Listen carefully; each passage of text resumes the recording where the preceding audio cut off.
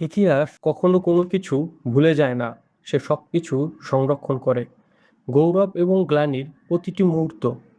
আজ আমি যা বলবো তা শুধু তথ্যভিত্তিক নয়, বরং এটি একটি জাতির আত্মপরিচয়ের নিষ্ঠুর এক প্রতিচ্ছবি। পাকিস্তান বিশ্বের অন্যতম পরমাণু শক্তিধর রাষ্ট্র, যাদের ঘরে পরমাণু অস্ত্র আছে, যুদ্ধের সরঞ্জামে পরিপূর্ণ।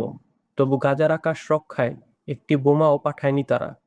গাজা পুড়ছে, ধ্বংস হচ্ছে, আর পাকিস্তান সেখানে নিশ্চুপ দর্শক। মিশর, যার বুক চিরে প্রবাহিত নীলনদ শতাব্দীর পর শতাব্দী ধরে প্রাণ জুগিয়েছে আফ্রিকার মরুভূমিকে, কিন্তু সেই মাটির খুব কাছে গাজার শিশুরা তৃষ্ণায় কাঁপতে কাঁপতে নিথর হয়ে পড়েছিল সেই মাটিতে। তাদের জন্য এক ফোঁটা পানিও পৌঁছায়নি। সৌদি আরব এবং সংযুক্ত আরব আমিরাত তেলের সমুদ্রে ভাসমান এক রাজ্য, বিলাসিতায় মোড়া এক অট্টালিকার শহর, তবু গাজার রাস্তায় দাঁড়িয়ে থাকা অ্যাম্বুলেন্সগুলোর জ্বালানির অভাবে থেমেছিল। নিঃশব্দ, নিরুপায়, নিঃসঙ্গতা।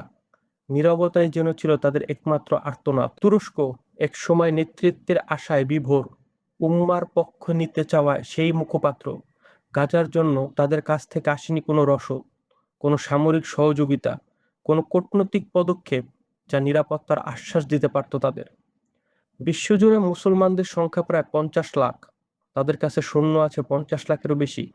আছে ট্যাঙ্ক, ক্ষেপণাস্ত্র, যুদ্ধবিমান, গোয়েন্দা সংস্থা, এমনকি হাইড্রোজেন বোমাও। তবুও গাজার রক্ষার জন্য এগিয়ে আসেনি কেউ। গাজার আকাশে পড়েনি কোনো প্রতিরোধের ছায়া। গাজার আকাশে ছিল শুধু এক ভয়ানক নীরবতা। এই নীরবতা শুধু গাজার জন্য নয়, এই নীরবতা আমরা দেখি কাশ্মীরের পাহাড়ে, রোহিঙ্গাদের, শরণার্থীদের কষ্টে।